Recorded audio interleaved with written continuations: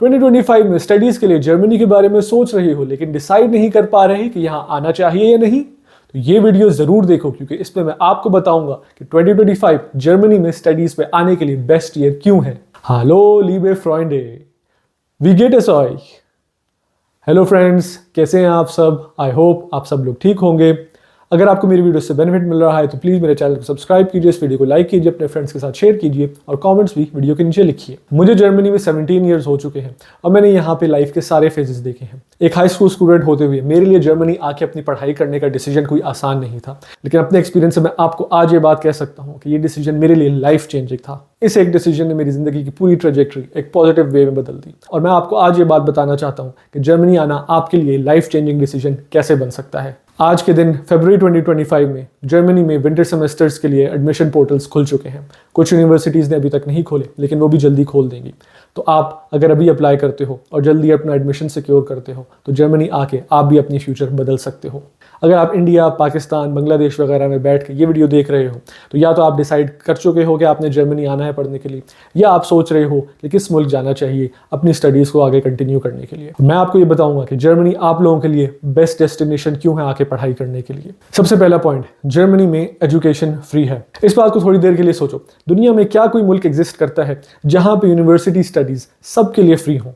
सिर्फ German nationals के लिए नहीं बल्कि इंटरनेशनल स्टूडेंट्स जो दुनिया के किसी भी कोने से यहाँ पे आके पढ़ना चाहते हैं उनके लिए पढ़ाई यहाँ पे कंप्लीटली फ्री है। जर्मनी ट्रूएस्ट सेंस में एक वेलफेयर स्टेट है। इसका मतलब ये कि ग्रेड 1 से लेके यूनिवर्सिटी के एंड तक आपकी सारी स्टडीज़ यहाँ पे फ्री होती हैं। और सिर्फ ये नहीं कि ये यूनिवर्सिटीज़ फ्री हैं, जर्मनी की यूनिवर्सिटीज़ रेगुलरली दुनिया की टॉप रैंक यूनिवर्सिटीज़ में शुमार होती हैं। आप दुनिया की कोई भी रैंकिंग उठा के देख लो, German universities consistently top universities में रैंक होती हैं। और अगर आप अपनी यूनिवर्सिटी का डिसीजन इस बेसिस पे लो कि दुनिया में जो टॉप यूनिवर्सिटीज़ हैं उनमें पढ़ाई की कॉस्ट कितनी है, तो जर्मनी मेरे हिसाब से सारी कंट्रीज़ को बीट कर देती है। अगर आप Canada, USA, United kingdom, Australia वगैरह जाना चाहते हो तो आपको पता है कि वहाँ पे एक साल की स्टडीज़ के लिए आपको कम से कम 30 to 50 लाख इंडियन रुपीज़ चाहिए होते हैं, जो कि पाकिस्तानी बनते हैं मोर देन 1 करोड़। इतने पैसे स्पेशली अगर आप एक मिडिल क्लास बैकग्राउंड से हो आपके पास नहीं होते।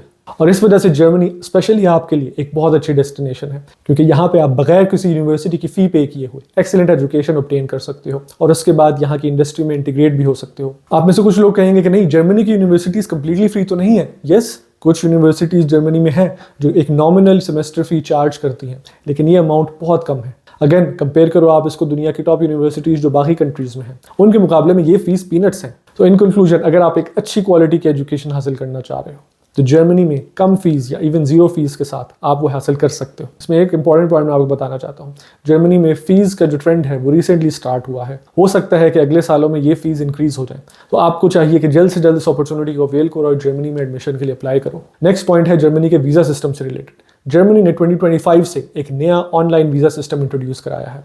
इससे पहले बहुत सारे स्टूडेंट्स जो जर्मनी आना भी चाहते थे उनके लिए बहुत मुश्किल था एक वीज़ा एप्लीकेशन सबमिट करना। वीज़ा अपॉइंटमेंट उनको मिल ही नहीं रहे थे। जर्मनी की यूनिवर्सिटीज़ कंपेटिटिव होती हैं, यहाँ पे एडमिशन लेना खुद एक बहुत मेहनत का काम है, लेकिन जब आप एडमिशन ले भी लो यहाँ पे तो आपके पास कोई गारंटी नहीं थी 2025 से पहले कि आपको यहाँ पे वीज़ा मिल भी जाएगा आने के लिए। 2025 से पहले आपके लिए जर्मनी में वीज़ा अपॉइंटमेंट लेना एक नाइटमेयर था, लेकिन नया ऑनलाइन सिस्टम आपको इनेबल करता है कि आप बगैर अपॉइंटमेंट लिए अपनी एप्लीकेशन सबमिट कर दो। जर्मन एम्बेसी आपके एप्लीकेशन डॉक्यूमेंट्स को चेक करती है और अगर वो पूरे हैं तो आपको अपॉइंटमेंट के लिए बुलाती है। ये नया online system according to German foreign minister एक एडमिनिस्ट्रेटिव रेवोल्यूशन है। मतलब ये कि आपकी एप्लीकेशन तेज़ी से प्रोसेस होगी और आपको जल्दी जवाब मिलेगा अपने अपॉइंटमेंट के बारे में। हेलो फ्रेंड्स, यहाँ पे मैंने आपके साथ एक इंपॉर्टेंट इन्फॉर्मेशन शेयर करनी है। आप में से बहुत सारे लोगों ने मुझे रीच आउट किया है अपने सवाल लेकर जर्मनी से रिलेटेड। तो इमिग्रेशन, जॉब्स और ओवरऑल लाइफ इन जर्मनी से रिलेटेड सवालों को डिस्कस करने के लिए मैंने एक कम्युनिटी बनाई है, उसको मैं यहाँ पे डिस्क्रिप्शन में लिंक कर रहा हूँ। अगर आप लोग इंटरेस्टेड हैं इसमें तो प्लीज़ इसको ज्वाइन करें। Now back to the video.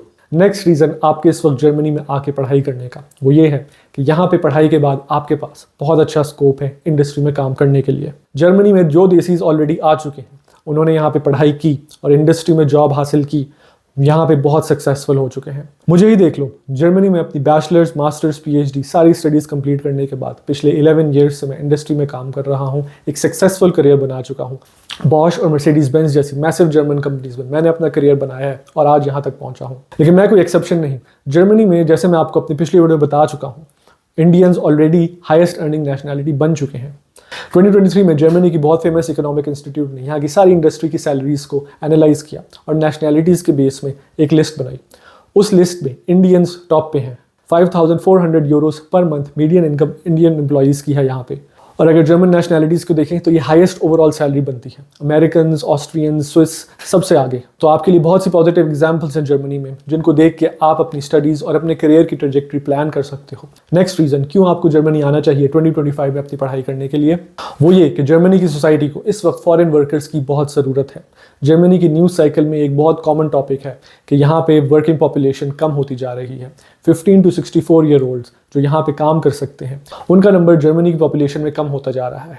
Germany की पॉपुलेशन एज कर रही है और यहाँ पे तेज़ी से लोग रिटायरमेंट की तरफ जा रहे हैं। अगले कुछ ही साल में यहाँ पे बहुत बड़ी एक रिटायर्ड पॉपुलेशन हो जाएगी। लेकिन जर्मन इंडस्ट्री को ज़रूरत है कि वो वर्कर्स जो रिटायर होते जा रहे हैं उनको किसी तरह रिप्लेस करें।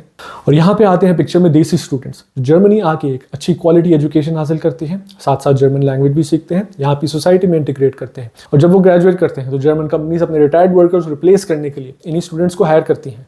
स्पेशली स्टेम रिलेटेड फील्ड्स यानी साइंस, टेक्नोलॉजी, इंजीनियरिंग, मैथमेटिक्स और इसमें मैं फाइनेंस और मैनेजमेंट को भी ऐड करूँगा।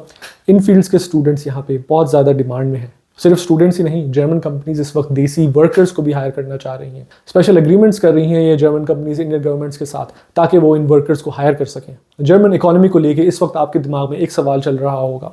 आपने रिसेंटली न्यूज़ में पढ़ा है कि जर्मनी इकोनॉमिक रिसेशन में चल रहा है, अच्छी स्टेट नहीं है यहाँ पे इकोनॉमी की, इस वक्त ले ऑफ्स हो रहे हैं, नई जॉब्स मिलना मुश्किल है।